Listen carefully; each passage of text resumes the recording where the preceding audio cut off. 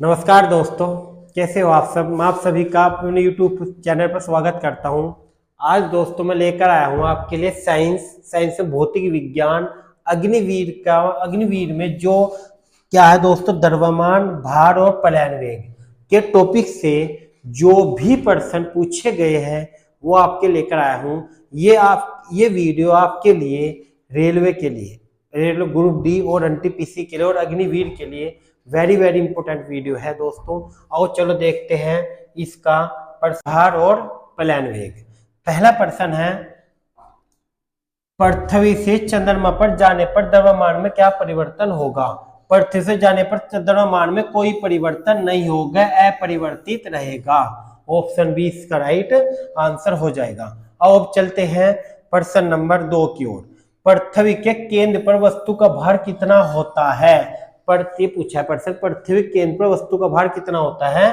पृथ्वी केंद्र पर वस्तु का भार होता है 0। पृथ्वी केंद्र पर वस्तु का भार 0 होता है। आओ प्रश्न नंबर 3। प्रश्न नंबर 3 है, चंद्रमा पर किसी वस्तु का भार पृथ्वी की तुलना में कितना होता है। चंद्रमा पर किसी वस्तु का भार पृथ्वी की तुलना में होता है पृथ्वी के भार का 1/6 भाग। ऑप्शन ए इसका राइट आंसर हो जाएगा, 1/6 भाग। प्रश्न नंबर 4। प्रश्न नंबर 4 है, यदि कोई वस्तु ऊपर से गिराई जाती है तो उसके भार पर क्या प्रभाव पड़ेगा। यदि कोई वस्तु ऊपर से गिराई जाती है उसके भार पर क्या प्रभाव पड़ेगा। भार पर कोई प्रभाव नहीं पड़ेगा, भार अपरिवर्तित रहेगा। ऑप्शन सी इसका राइट आंसर हो जाएगा। अब नेक्स्ट चलते हैं प्रश्न नंबर 5। यदि पृथ्वी का गुरुत्वाकर्षण बल अचानक लुप्त हो जाए तो पृथ्वी के भार पर क्या प्रभाव पड़ेगा। पृथ्वी गुरुत्वाकर्षण से लुप्त हो जाए तो भार के 0 हो जाएगा। भार क्या हो जाएगा, नहीं, पर यदि पृथ्वी गुरुत्वाकर्षण बल अचानक लुप्त हो जाए तो पृथ्वी का भार पर क्या प्रभाव पड़ेगा। तो इसका आंसर, हाँ बिल्कुल सही है दोस्तों, इसका आंसर हो जाएगा भार 0 हो जाएगा। ऑप्शन डी इसका राइट आंसर हो जाएगा। ऑप्शन डी इसका राइट आंसर हो जाएगा। अब चलते हैं प्रश्न नंबर 6।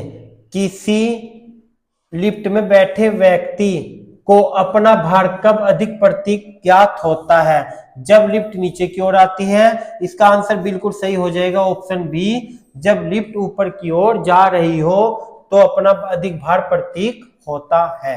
अब चलते हैं प्रश्न नंबर 7।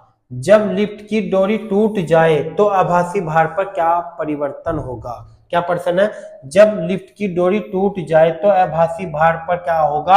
आभासी भार 0 हो जाएगा। ऑप्शन ए इसका राइट आंसर हो जाएगा। अब चलते हैं प्रश्न नंबर 8। प्रश्न नंबर 8 क्या है, केपलर की द्वितीय नियम में कौन सी भौतिक राशि के संरक्षण पर आधारित है।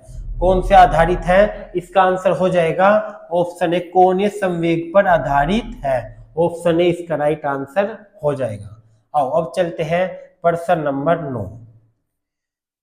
ग्रह के चारों ओर परिक्रमा करते आकाशीय पिंड क्या कहलाता है। आप सभी को पता होगा, ग्रह के चारों ओर जो परिक्रमा करते हैं वे होते हैं उपग्रह, यानी कि ऑप्शन बी इसका राइट आंसर हो जाएगा। ग्रह के चारों ओर परिक्रमा करने वालों को क्या कहते हैं, उपग्रह कहते हैं।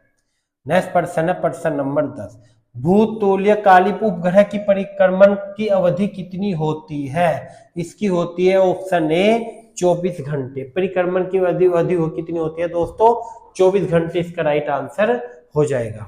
24 घंटे होती है। अब चलते हैं प्रश्न नंबर 11। भूस्थितीय उपग्रह के परिक्रमण पथ की दिशा क्या होती है। ऑप्शन आपके स्क्रीन पर है, इसकी हो जाएगी पश्चिम से पूरब। ऑप्शन ए इसका राइट आंसर हो जाएगा। क्या हो जाएगा दोस्तों, पश्चिम से पूरब इसका राइट आंसर हो जाएगा। अब नेक्स्ट प्रश्न चलते हैं प्रश्न नंबर 12।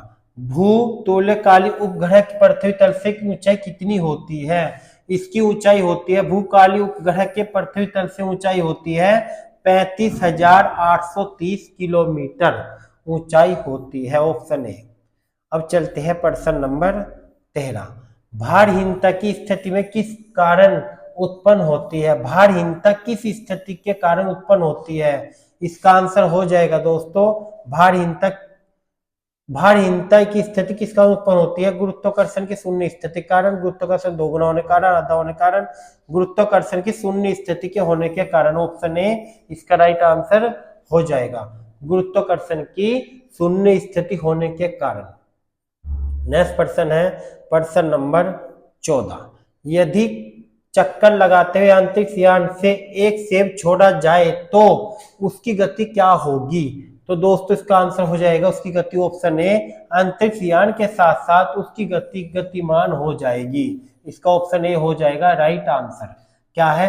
अंतरिक्ष यान के साथ साथ उसकी गति से गतिमान हो जाएगी, यानी कि जिसमें अंतरिक्ष यान के साथ साथ, क्योंकि वहां गुरुत्वाकर्षण नहीं है, इसके कारण। कृत्रिम उपग्रह के अंदर व्यक्ति को कैसा महसूस होता है? व्यक्ति का भारहीन महसूस होता है, यानी कि बिल्कुल भी वजन नहीं होता, भारहीन महसूस होता है। अब नेक्स्ट प्रश्न है प्रश्न नंबर 16। वह वेग क्या कहलाता है जिसे फेंके जाने पर वस्तु पृथ्वी के गुरुत्वाकर्षण क्षेत्र पार कर जाती है? इसका आंसर हो जाएगा ऑप्शन ए, पलायन वेग कहलाता है। क्या कहलाता है दोस्तों? ऑप्शन ए इसका राइट आंसर हो जाएगा, पलायन वेग। अब नेक्स्ट चलते हैं प्रश्न नंबर 17। पृथ्वी गुरुत्वाकर्षण शक्ति को पार करने के लिए पलायन वेग का मान कितना होता है? आप सभी को पता होगा पलायन वेग का मान होता है, पलायन वेग की गति होती है 11.2 किलोमीटर प्रति सेकंड। यानी कि अगर हम पृथ्वी से इतनी किलोमीटर प्रति सेकंड, एक सेकंड में इतनी किलोमीटर दूरी पर कोई वस्तु फेंके तो क्या होगा? वो पृथ्वी में वापस नहीं आएगी। ये इसका आंसर गति हो जाएगी 11.2 किलोमीटर पर सेकंड। नेक्स्ट प्रश्न है प्रश्न नंबर 18। चंद्रमा पर पलायन वेग का मान क्या होता है? चंद्रमा का पलायन वेग का मान होता है ऑप्शन ए, इसका राइट आंसर हो जाएगा 2.38 किलोमीटर पर सेकंड। प्रश्न नंबर 19। प्रश्न नंबर 19 है चंद्रमा पर वायुमंडल के न होने का कारण क्या है? चंद्रमा पर वायुमंडल के न होने का कारण क्या है? चंद्रमा पर पलायन का वेग कम हो जाना, चंद्रमा पर पलायन वेग कम हो जाना, ऑप्शन ए इसका राइट आंसर हो जाएगा। अब नेक्स्ट प्रश्न है प्रश्न नंबर 20। गहरे गति के 3 नियमों का प्रतिपादन किसने किया? इसका आंसर हो जाएगा जॉनसन केपलन ने, ऑप्शन ए इसका राइट आंसर हो जाएगा। तो दोस्तों ये थे आपके पलायन वेग, द्रव्यमान और भार से संबंधित जो भी कोई से भी एग्जाम में पूछे गए प्रश्न है वे प्रश्न लेकर आया था, जो टॉप 20 प्रश्न है। तो वीडियो कैसी लगी है कमेंट करके बताना, अच्छी लगी हो तो लाइक कर देना। थैंक यू दोस्तों।